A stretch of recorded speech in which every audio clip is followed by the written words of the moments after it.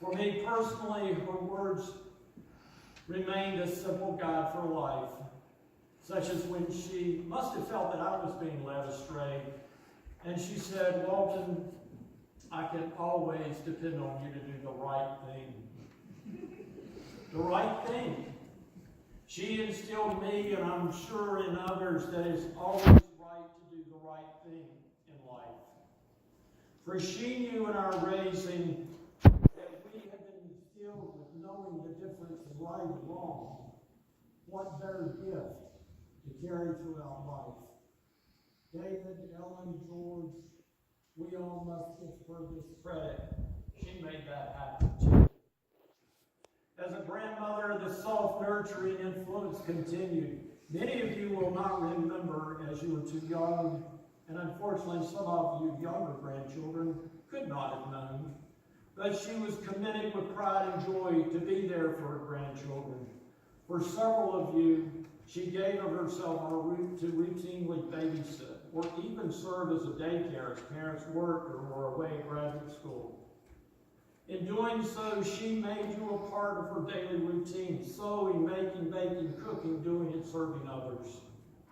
In doing so, those fortunate enough to have this exposure learned lifelong acquired skills, traits, and passions. Think about it. If you ever wondered where that came from, Mama made that happen. Our mother has not been who she is for many years. An awful disease robbed her of her ability to continue to share of herself. But even so, her spirit prevailed over the disease. I was fortunate enough to be able to take her and Dad to church services as advanced stages of Alzheimer's robbed her of most of her precious memories. We would always follow the service and the hymns to try to attain some degree of participation for her. I found it astounding that as we were singing the hymns that she had sung all of her life, she became present.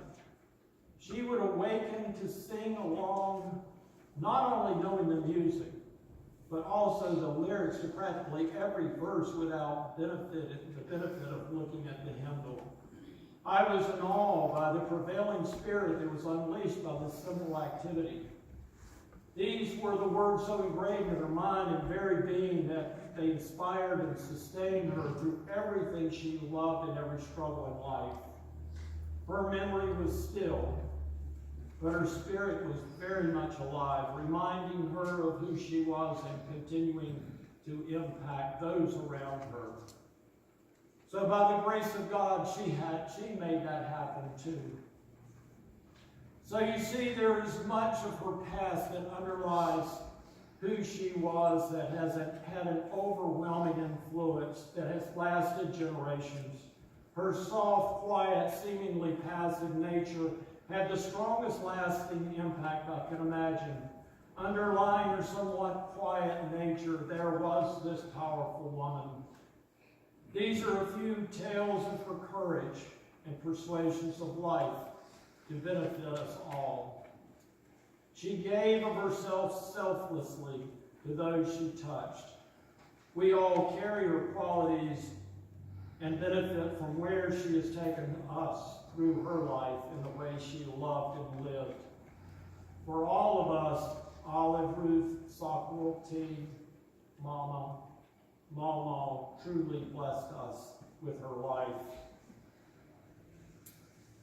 She made that happen for us all. Her story, her life can be summed up by saying that she was our blessed assurance.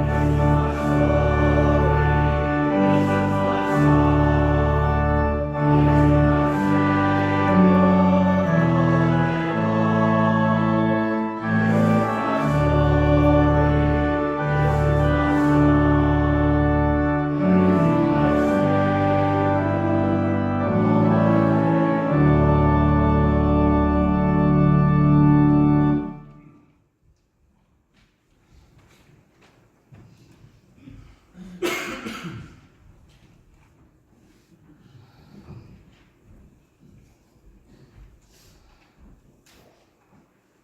afternoon, my name is Ruth Teague, and I'm one of the grandchildren of Walter's daughter. Some things to set aside. On Saturday afternoon, Ellen, Lauren, and I were going through some things, and we discovered a book. This book, in which Mama had left, as you can see, the spines burst, because it is chock full of newspaper articles, columns, poems, songs, passages, church bulletins, things that meant things to her over the years. Pastor Bill had just left the house, and he asked us to think about favorite scripture passages and some hymns to sing today. And I realized that we had just struck gold. Every hymn that is on the bulletin today is mentioned somewhere in here, sometimes twice. There are several readings that we chose, the song we chose, because it was listed here. In thinking back about Mama's life, it becomes obvious that she devoted everything she was to her husband, Franklin, her children, her great-great-grandchildren, and to her church. We all know the stories that Pop-Pop has lovingly shared over the years about her birth in Swananoa, her adoption into the Sockwell family, the land that is our family's farm, how they met, and of course her award-winning Easter roll recipe. But as I read through her clippings, I realized how much more complex she was as a person. And I realized that there were some things that we may have missed about her, and maybe some messages that she was leaving behind for us. There are three things that stand out as being her, as being Ruth: resilience, gratitude, and faithfulness. First, I believe that perhaps we all took for granted how much Mama gave of herself to all of us. It was always assumed that she would cook, clean, mend, sew, plant, harvest, bake, and make. Much of it was a product of the time period, somewhat out of necessity of living on a farm, as well as society's general expectations for a woman's place in the world. She had clipped When God Created Mothers by Irma Bombeck. When the good Lord was creating mothers, he said into his sixth day of overtime, when the angel appeared and said, "You're doing a lot of fiddling around on this one." And the Lord said, "Have you read the spec on this one?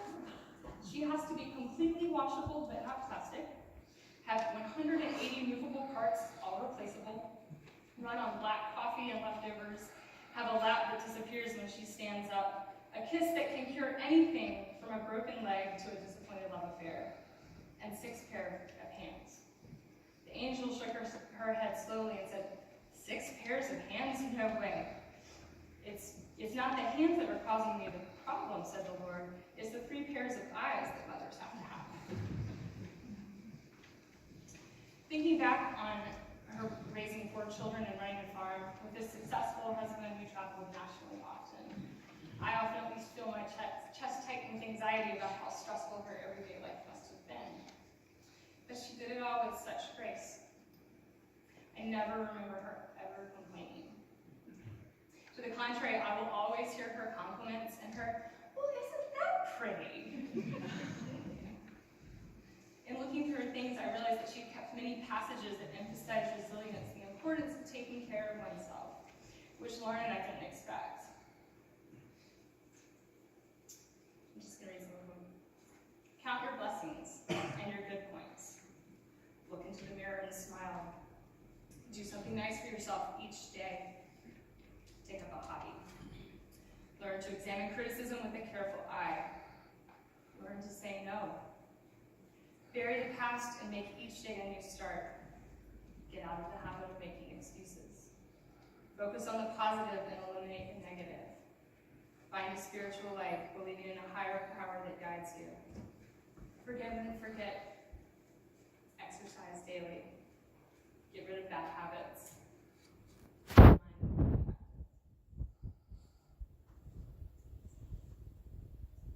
Mama had mastered the art of generosity and service to all of those around her, at home, in family, and at church, by building her own inner strength from which we can all learn. Know that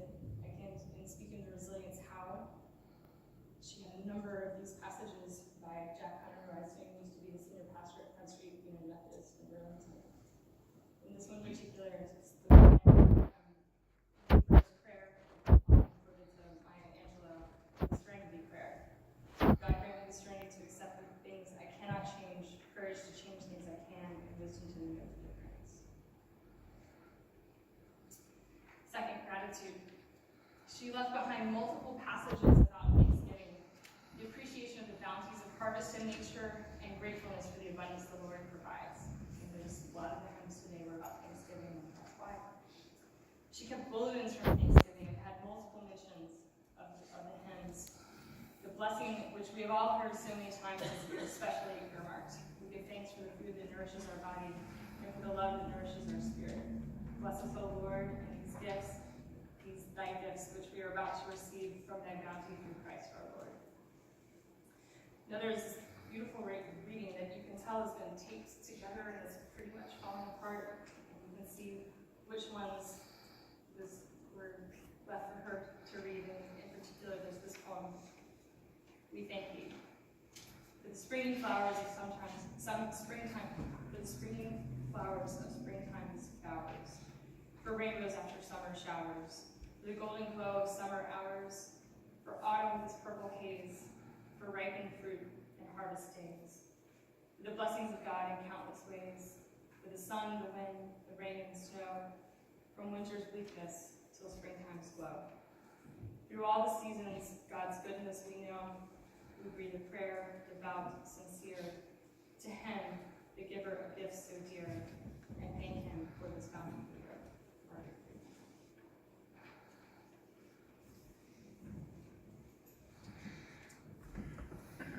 Finally, faith. I knew that Mama was devoted, but I had no idea how much her faith sustained her. Another one of Jack Hunter's pieces here has this little story I'd like to share. It's from Alistair MacLean, who's quoting a story from Toller, who was a German mystic. It seems that Toller met a beggar and said, God give you a good day, my friend. The beggar answers, I thank God I never had a bad one. Then Toller said, God give you a happy life, my friend. I thank God, said the beggar. I'm never unhappy. Toller in amazement said, what do you mean? Well, the beggar, when it is fine, I thank God. When it rains, I thank God. When I have plenty, I thank God. When I'm hungry, I thank God. And since God's will is my will, whatever pleases him pleases me. Why should I say I'm unhappy when I am not? Toller looked at the man in astonishment. Who are you? He asked. I am a king, said the beggar. Where is your kingdom? Asked Toller. And the beggar answered quietly, in my heart.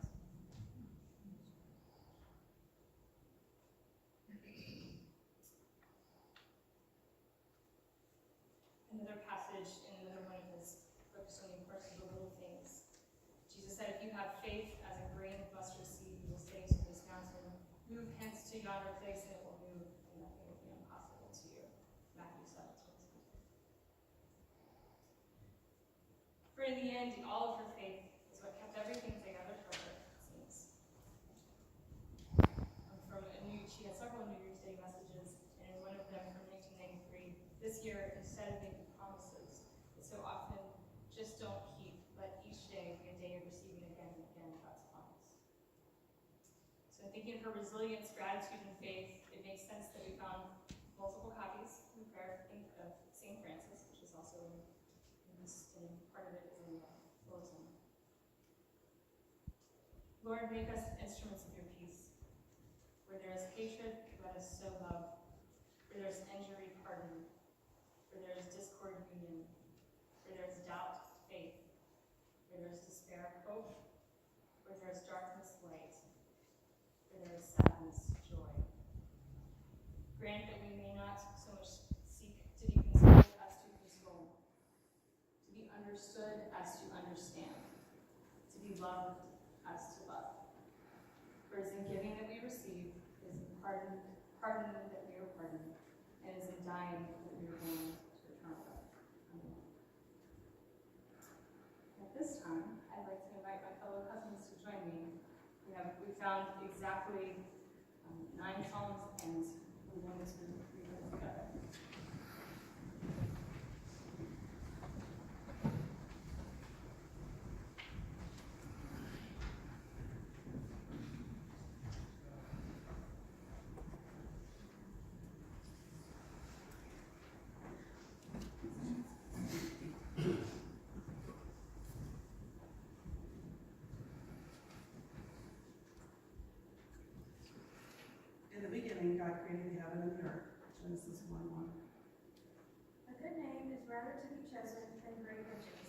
and love and favor rather than silver and gold. The rich and poor meet together. The Lord is the maker of them all. Proverbs 21:22.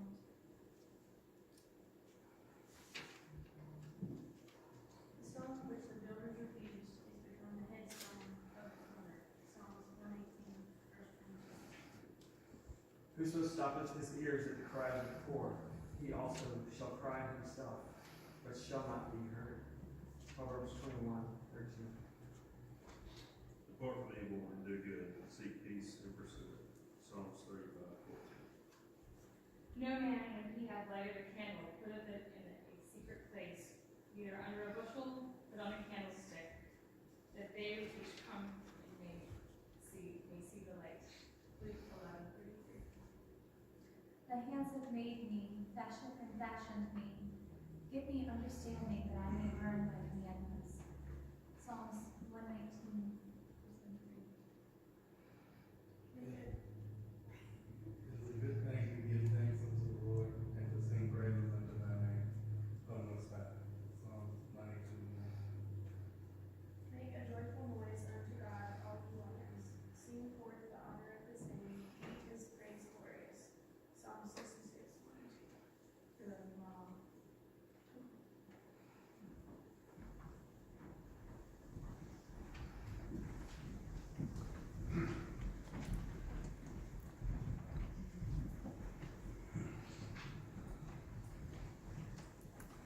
Together we sing because he lives.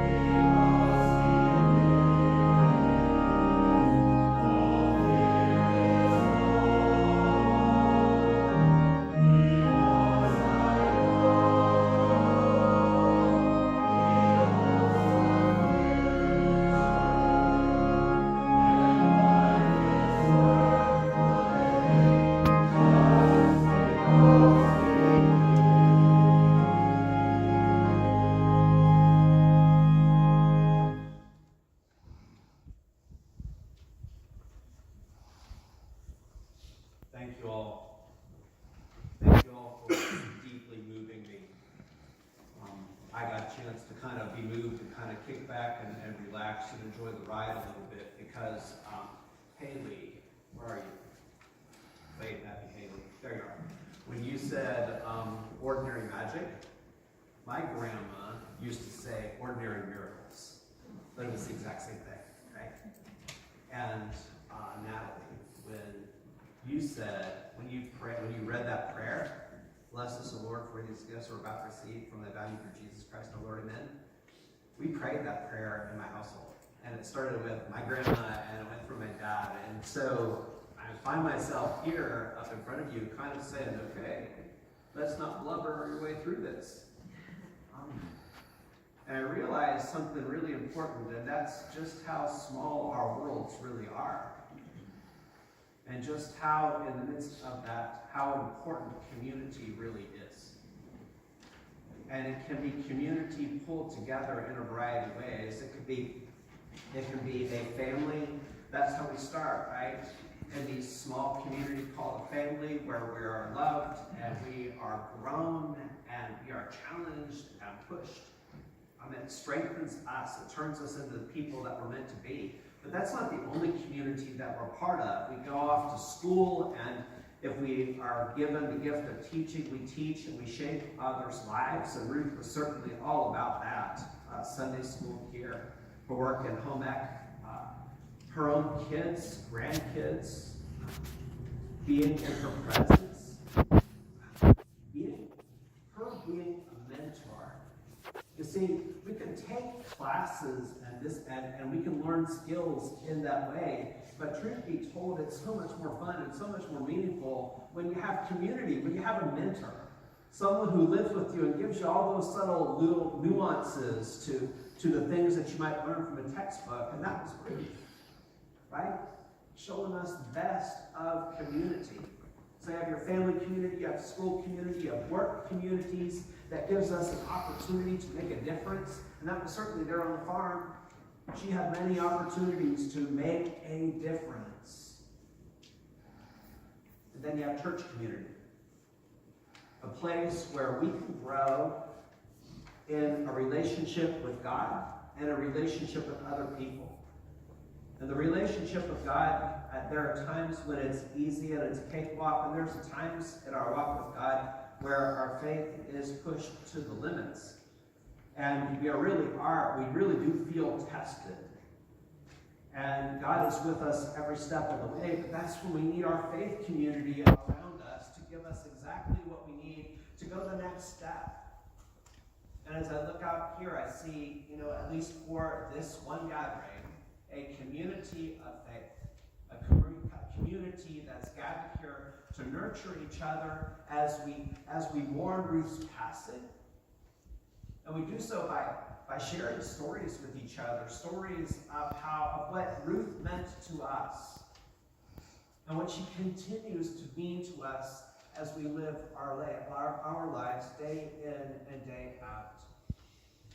Perhaps one of the best words beyond community that I can think of for Ruth is nurture. Nurture. She was one who nurtured. That is, she was a person who brought out the best in all of us. My wife, Jenny, who is in the choir, surprise. I look over there and I see my wife. What? She's not normally in the choir, in a row anyway. And so Jenny and I were reminiscing in the car about Ruth, and she shared with me the story that we hadn't been here for very long, and that was when our youth worker, she resigned, and Ruth comes up to Jenny, and the two of them didn't know each other well, but Ruth comes up to Jenny and says, "You ought to go for that position."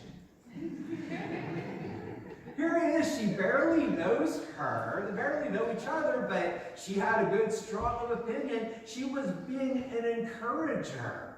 She was being a nurturer. And there was so much more in her words than a vote of confidence. As we were thinking about that story and recalling it, I was thinking to myself,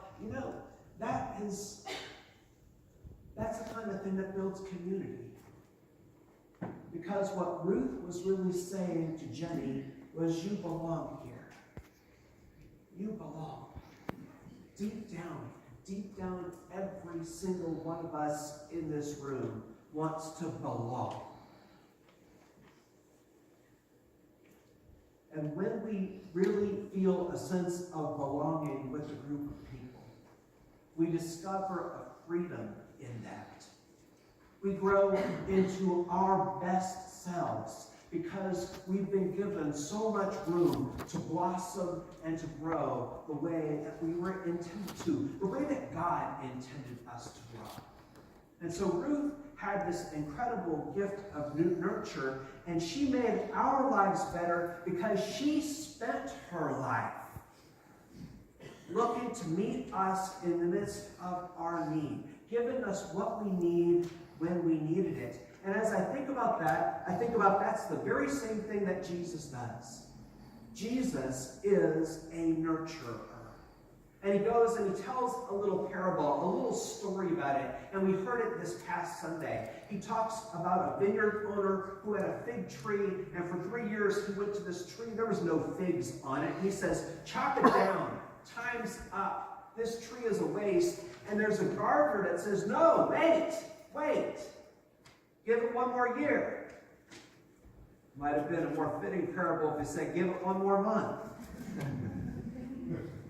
But he said, I'll dig around it, I will fertilize it, I will do everything I can to help it grow. And if it doesn't produce fruit, then you can chop it down. You see, this gardener, he gives his life for the tree. And Jesus gives himself for us. He spends himself to help us grow up. He nurtures our understanding of God. For instance, Jesus shows us that in God we belong. Now, perhaps there is no other better way to show somebody that they are loved and that they are accepted than to share a meal with them. And how many of y'all read the obituary and know, maybe from firsthand experience, that Ruth is and was an award-winning cook? And that was fine. That was a good thing. But the real gift was her hospitality. Her making other people feel welcome. That's what made a difference in our lives. She not only opened up her home to the hungry, she opened up her heart. Jesus, too, showed that sense of belonging through meals. You may remember there was this very short, notoriously short guy who was a tax collector. He was collecting money for the enemy, for the opposition, and one day Jesus is walking by and he looks up and there's this short tax collector whom everybody hated. Nobody wanted to be with him. I mean, yeah, he was Jewish, but he was a sellout. And here's Jesus, this holy man, who looks up and says, Zacchaeus, I'm going to have dinner at your house. Zacchaeus had never entertained a holy man before in his life. Ever. But here's Zacchaeus, and here's Jesus, showing Zacchaeus that he really is a child of Abraham, showing him that he really does belong to God. And if there's a good news message here for you and me in the midst of our grief, you do too. You really belong to God. What we share with Ruth is Jesus. In him, all of us belong to the family of God, whether we know it or not, whether we acknowledge it or not. Jesus showed Zacchaeus, he showed Ruth through her life, and he shows us that you are loved with a love that goes on forever. See, love forgives. Love always encourages. Once when I was talking with Ruth, and we were sharing about how her and Franklin had been married for so long, and it was fun. There was just a twinkle in her eye. And this was like 9 years ago. There's a twinkle in her eye as she was talking about being married to Franklin for so long. And she was carrying on so about it. I said, the two of y'all must have never had a disagreement. And she goes, oh no, we disagreed. And then she got this little smile on her face and she said, but then we get to make up.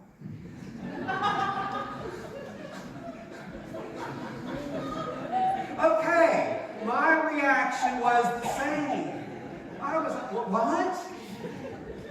I couldn't believe it. I mean, that caught me so off guard that we had another round of laughing and carrying on. And I don't want to lose the main point here. And the main point is that love forgives. Love encourages. Jesus gave his life so that what might be nurtured in us is this confidence in God that you are forgiven. We are forgiven of the pain we cause God when we don't follow God's will for our lives. We are forgiven of the pain and the hurt that we cause other people because we choose to use words as weapons rather than as farm tools that nurture growth. We are forgiven. When we're forgiven, we are free. We are free from the shame and the guilt and everything that would oppress us to then look to live our lives right. In the church, we might say, look to live our lives righteously. That is, look to live in a way that helps other people. And as I think about Ruth and in her life, she lived righteously. She lived with that sense of nurture. She lived looking to help other people out.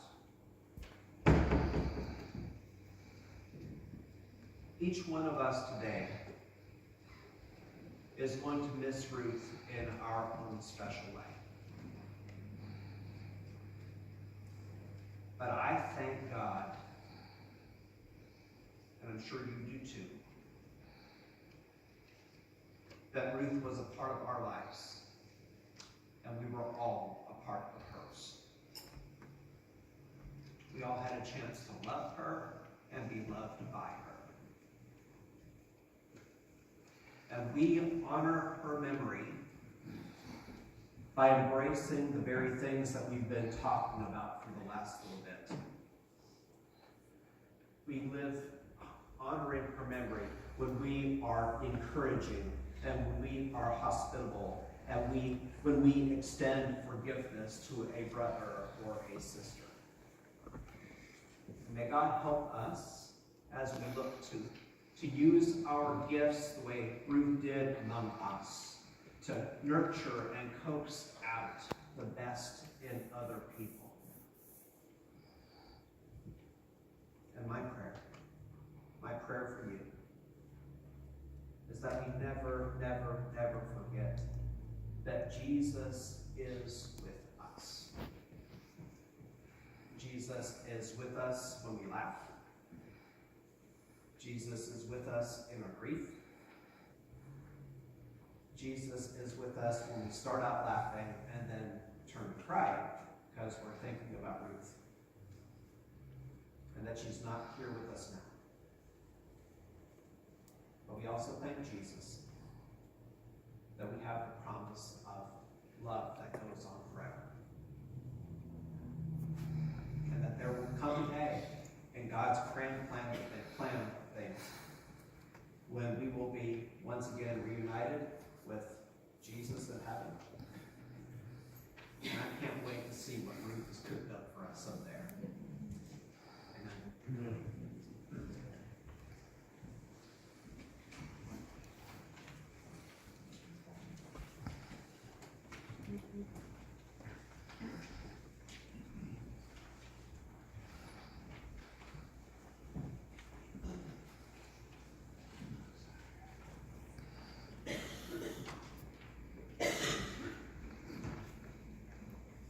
Let us commend Ruth to the mercy of God, our Maker and our Redeemer. Into your hands, O merciful Savior, we commend your servant Ruth. Acknowledge, we humbly beseech of you, the sheep of your own fold, a lamb of your own flock, a sinner of your own redeemer. Receive her into the arms of your mercy, into the blessed rest of everlasting peace, and into the glorious company of the saints in light. Amen. We will continue with the committal in the graveyard Let us go forth in peace.